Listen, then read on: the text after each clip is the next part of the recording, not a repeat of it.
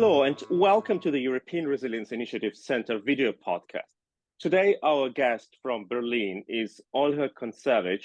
She is a correspondent of German newspaper Tagesspiegel, and she is a member of a team of a German journalists who have revealed a really sensational news that the Russian propaganda TV studio Ruptly, which is a part of Russia Today news media channel, the worst Russian propaganda channel, is not effectively banned in Germany, that they are continuing to work in Germany, in Berlin, just like 800 meters from the Reichstag and from the office of the Federal Chancellor, Olaf Scholz. Olha, thank you that you have joined us today in this video podcast. Please, can you explain how is that possible that the worst Russian state propaganda still work in Berlin? They should have been banned in March or April last year, right? Yeah, first of all, thanks for having me here, because for me it's very important to show that really we have some problems even in EU states where we knew that Russia Today was shut down and so on. So we all thought that maybe everything is okay, but as we see, no decisions were made by authorities if we talk about that particular media, and how we realized that something is wrong. So it happened by chance, by the way, because my colleague, one of the authors, Christoph, he got a photo of the entrance of one of the offices. And as you know, in Germany, we have for letters and for all the correspondentions, special notes that with names and surnames. And if it's an office, you have the name of a company, and his colleague or friend, I don't know who, sent him a picture from the entrance with a sign roughly. So please, let me interrupt you now. So yeah. It is, I know, because we have talked before this interview, it is a very expensive luxury building with the face to Tiergarten Park. It's something like Central Park in New York, expensive location, 300 meters to Federal Chancellor's office, to Reichstag. It is really the heart of Berlin, and they really had the table on the plate on the post box, hello, we are a sanctioned Russian propaganda office, please leave your correspondence here, right? It's a small sign, not so visible when you are not going to that entrance door, and if you are not precisely looking at that sign, you maybe will not see it. But if you are for example, working in that office and you are looking for some, I don't know, particular office in this building, you will see it. So because this building, as we discovered, mainly for some startups, for some progressive companies, and we didn't know that even some media could afford to rent some, especially as we understood, even to rent one floor in that building. So and this is now we have end of June, we have now 28th of June 2023, and you found it out when? I guess it was approximately 3 months ago, and then we started to investigate what does it mean, maybe what about the founders of that media, because we didn't know exactly when that media was banned. But then we had a conversation with you, I also asked your advice, and when I checked this sanctions list from, I guess, December of 2022, we saw that this Ato Novosti, this company that also affiliated with Ruptly, just under the sanctions since December. So let me. I'm sorry. It is so many. It is like as if in Germany neo-Nazi party effectively was working. Don't disappear. please. Yeah, it is like sorry. something like in Germany, like a Nazi party secretly worked, not so secretly, with like a sign not being banned effectively. So in last year, like as Russia started full-scale invasion on 24th of February 22, there came like the talks, should we ban the Russian propaganda channels, and they have been banned. And please correct me if I'm wrong. The Russian state-owned agency Novosti, which like run the Russia Today and like some sub companies like Ruptly was producing the video content and belonged, like if I'm not mistaken, it was like the subsidiary of Russia Today, or at least like affiliated. They all were banned because they were the subsidiaries of this Novosti. And in December 22, despite the European sanctions list, they still continued to operate in Berlin. You found it out in December 22, and now we are in June 23, like 15 months after the Russian full-scale invasion, and they still have their office in the most prominent German business location. Please correct me if I'm wrong, because what I'm talking now is crazy. Yeah, it's unbelievable. And also we tried to ask authorities how could it be, like how they could operate, because as you know, they need some special registration, some German like accounts and so on. And we discovered that they just registered their office under a new address. So they have changed the address. So they were banned by the sanctions under one address, and then they changed the address, and that was enough. To that fancy office, yeah, but it's not far away from their former office, so it's like approximately the same district and so on. But also, I think that they got some process of maybe re-registration just not to be so visible for authorities, because I can't believe that they have any chances to survive if they didn't do something, because maybe we didn't realize what they exactly did. I guess we will need to investigate more on that topic. But now we see these changes of address. We see that they also changed the amount of their statute capital, for the registration, that their company costs now more than it used to be. And also we see that even with all that things, they have the same founder, the same person who is responsible for the Auto Novosti and also Ruptly. But and I the don't name know is the same also. The name is the same. The name is the same, yeah. It's Russian name, young woman who is used to be responsible for that media outlets, propaganda media outlets before. Please let me summarize it, because it sounds like now so crazy. I cannot believe I hear that, because it is really absolutely crazy. So the Russian state propaganda company was banned by the European Union, and instead of disappear from Germany, they just rented an office several buildings away from their first office. They had the same plate for their post office. They had the same general director. They had the same name. They maybe, we don't know, have the same bank account, or they changed the bank account, but they continue to operate in the same business area. And if I'm not mistaken, you told me before this interview that they even have their web page when they ask to cooperate with them. Yeah, they have a web page with also contact information, and you can find German numbers there, so you can call to a German number and propose them some video and so on, because it's mainly a video editorial board. And also I saw that maybe they made this shift to other topics, because now they are also calling people to send some videos and information from Africa and Asia part.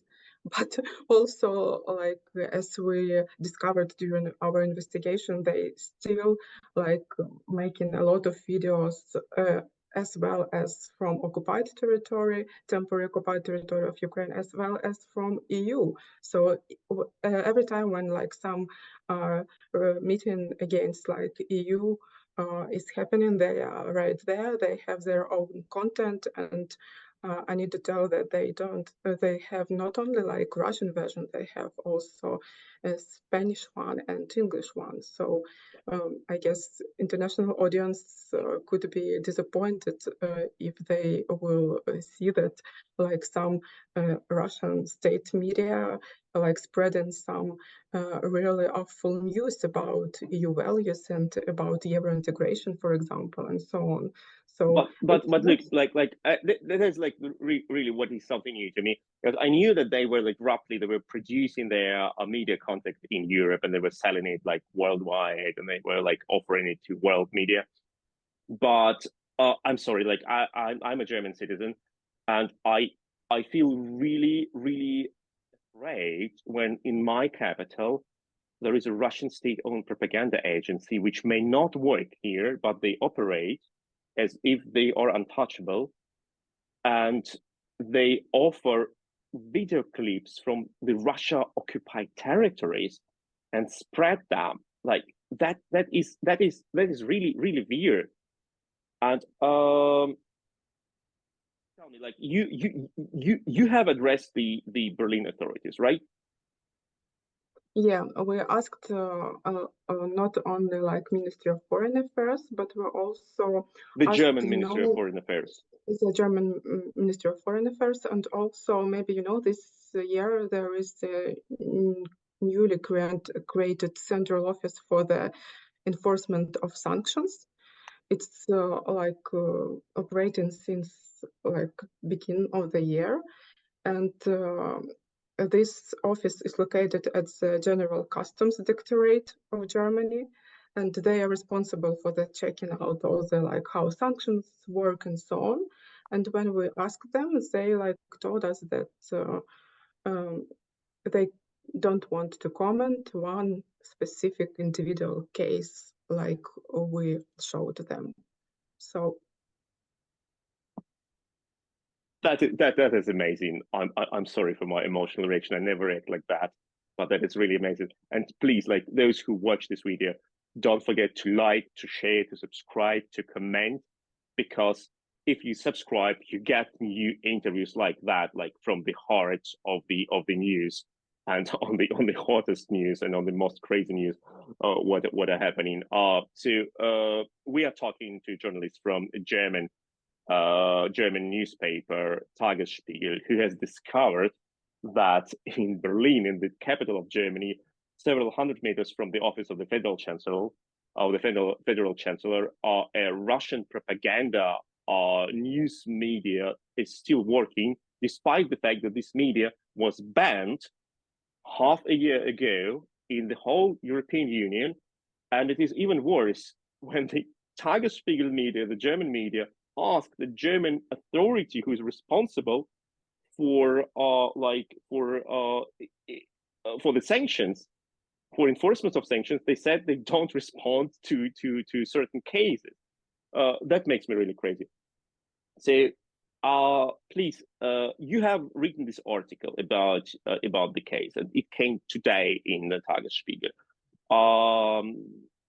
Do you have like any reaction? Like, did you try to approach the Ruptly for a comment? Like, what was their reaction? I know that my colleague Claudia, she also had some conversation with former journalists who like were responsible for that news posting and so on. But I don't know, did we have the chance, because we didn't want to be so visible for them, so we didn't want to be so predictable, because like they could also be faster than us if they will know that we will publish something. So mainly we like Christoph, my colleague, he went to that building with that fancy office, and he tried to see like who is like renting some property there and so on. Claudia was responsible mainly for the communication with authorities, and she sent all that requests. And I was responsible for the analyzing of content, because like I can read Russian news and also like English news, so and compare them with like real agenda and like some real situation. Because by the way, I also wanted to make this point about that special like bubble that they are creating, because for example, yeah, they've got some videos from occupied territories and also like from Russia, when we are maybe you remember that case with all the drones in Moscow and so on, but they didn't have and they don't have even like some note, and they have no news about like Kiev shelling, about attacks in Zaporizhia, in Kramatorsk, and so on. So they are creating that picture that something is happening only on temporary occupied territory, and only like Ukrainian soldiers are responsible for that harm, and they don't like attack Ukraine. So they creating that like very strange big picture for the audience that that's in, and they don't even use that world war. They just call it like special operation. So they creating that particular another reality for the people who are following their media, and that is So like the is biggest like problem. this is the video news agency or a video news agency which produces video content and sells it further to the media. And so they feel the niche, so they offer their content, and of course it is Russia friendly content, and so they fill it with their content, like no war against Ukraine, just special military operation, everyone is happy, and so on. But it's like, not so, just so, like so video. Sorry for interrupting, but it's not just like video hosting where you can buy some video. They also have like text section near every video, and some videos are like free for like use. You can download it, and only if you like have special subscription, like you can like buy it in a higher quality and so on. So they operate in like usual media. So you can also read and you can read that text near that video that describing that like it's only like Russians who are like trying to save that poor people on occupied territories, and there are horrible Ukrainians who are like shelling them. yeah, but So, this is exactly the problem, that the media that is not a media but a propaganda tool of Russian regime, which was reasonably banned, like it was a legal decision of the European Union to ban it, to sanction it, because they don't spread news, they spread propaganda, war propaganda, and they still continue to operate and even earn money while they are selling their video. But besides of this response by the German custom office, or this sub office of custom office, which is responsible for implementation of the sanctions, which said that, if you said they don't want to deal with this separate case, did you have like any reaction of the authorities, and have you tried to like to privately like claim it by the police or by state attorney office? For now, we didn't try because like this article just like was published like I guess 3 hours ago, and also we're waiting for that print edition that like will be published tomorrow. So that is why like after that we want to also show authorities that like please like take it into consideration that it's like surreal that we have such situation right now. Yeah, in some private conversation, we asked people, but they told us that, oh, you're a journalist, you can't be like the part of that investigation. You can't be the part of that investigations like media.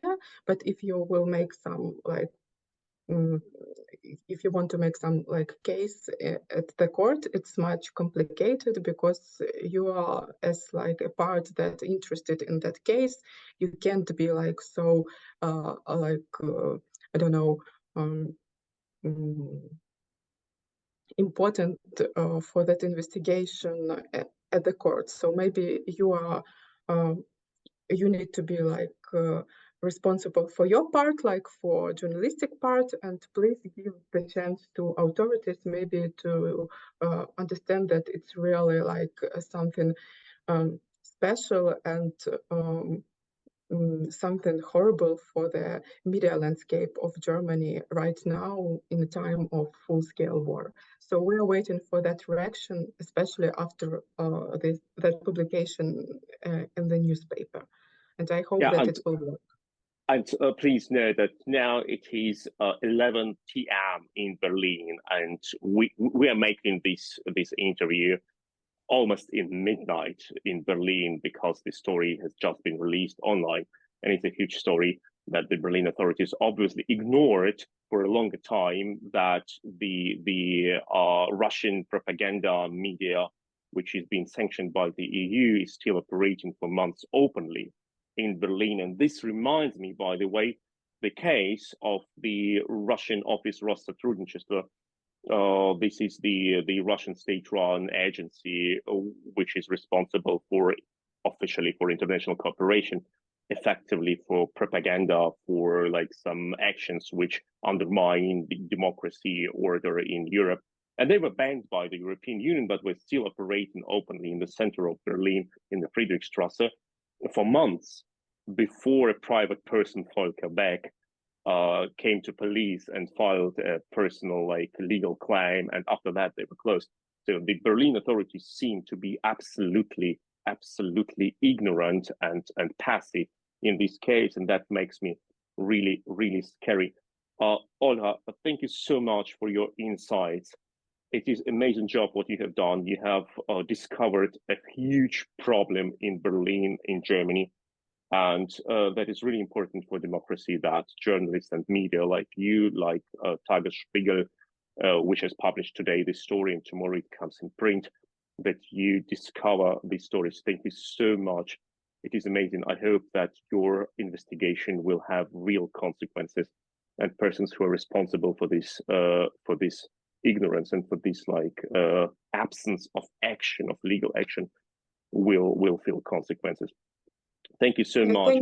Thank you. It was a teamwork. So, and we are hoping that everything will work and we will see some reaction from authorities. It's the main thing that we're expecting. Yeah, that is exactly what makes Tagesspiegel different, because Tagesspiegel brought during the full-scale invasion of Russia of Ukraine, they brought groups of Ukrainian journalists to Berlin, and now these Ukrainian-speaking, Russian-speaking journalists who are from Ukraine, who speak both languages, they analyze the events. They know what is going on the ground. They can analyze the facts. They can see what looks suspicious, what looks like true, what needs to be changed, etc. So, bravo! It's a great job. Thank you for what you're doing for Germany, for democracy. And please don't forget to like, to share, to subscribe, and please share this story, because this is extremely important.